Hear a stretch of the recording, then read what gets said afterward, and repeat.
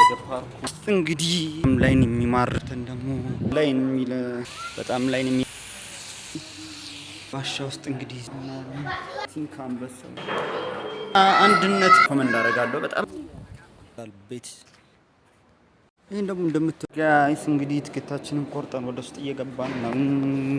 ባትሪ ዘጋ ነው መሰለኝ። እንግዲህ እንደምታዩት ወደ ፓርኩ እየወጣን ነው። እንግዲህ ወተን ደግሞ እዛ ያለውን ሁኔታ አብረን እናያለን ማለት ነው።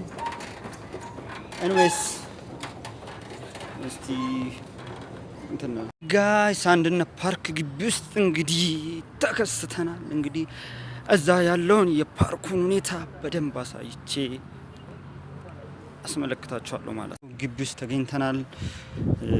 በጣም ላይን የሚማርክ ነው። እንግዲህ ካገባቡ ጀምሮ ያለው እስቲ ሙሉን ደግሞ አብረን እየገባን እንቃኛለን፣ እንጎበኛለን ማለት ነው። እንግዲህ እጅግ ላይን ደስ የሚሉ የእጽዋት አይነቶች አሉ፣ የአረንጓዴ ነገሮች አሉ። እንግዲህ እዚህ ጋር ደግሞ ዋሻ ነገር ይታየኛል። እስቲ ዋሻ ውስጥ ገብተን ደግሞ ምን እንዳለ እንመለከታለን። የዋሻው ሁኔታ ይሄ ብላክማን ላይን የሚል ጋይስ እንግዲህ እንደምታዩት በጣም ላይን የሚማርክ አይ ቲንክ እዛ ጋር እንግዲህ ጥቁር አንበሳ ይታያል። ጥቁር የኢትዮጵያ አንበሳ ይታያል።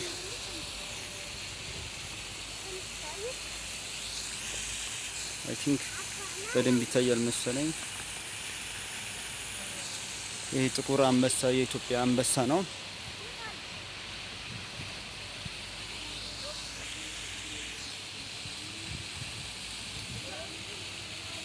ይሄ ጥቁር አንበሳ ነው እንግዲህ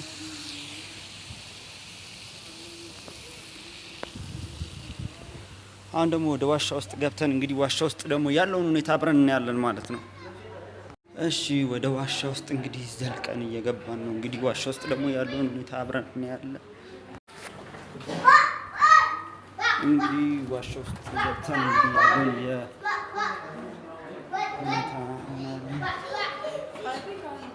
አብረን እንመለከታለን። እንግዲህ አይ ቲንክ አንበሳው ከመጣ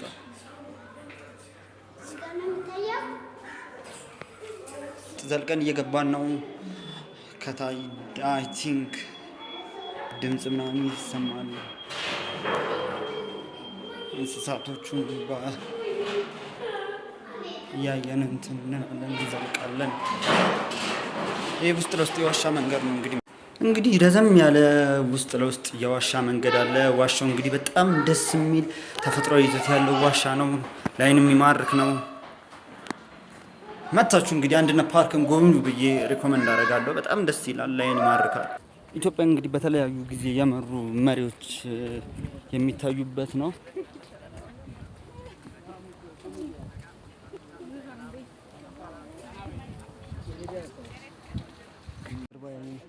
የምታዩት እንግዲህ የአጼ ሚኒሊክ የእንቁላል ቤት የሚሉት ነው።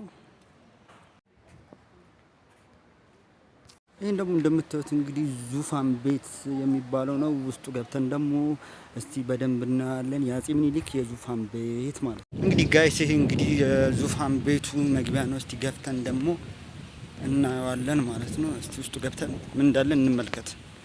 ጋይስ እንግዲህ ይሄ እንደምትመለከቱት የአጼ ሚኒሊክ የዙፋን ቤት ነው። ውስጡ ገብተን ምን እንዳለ በደንብ እንመለከታለን። የአጼ ሚኒሊክ የዙፋን ቤት እንግዲህ ካገባቡ ጀምሮ ያያችሁት ነው።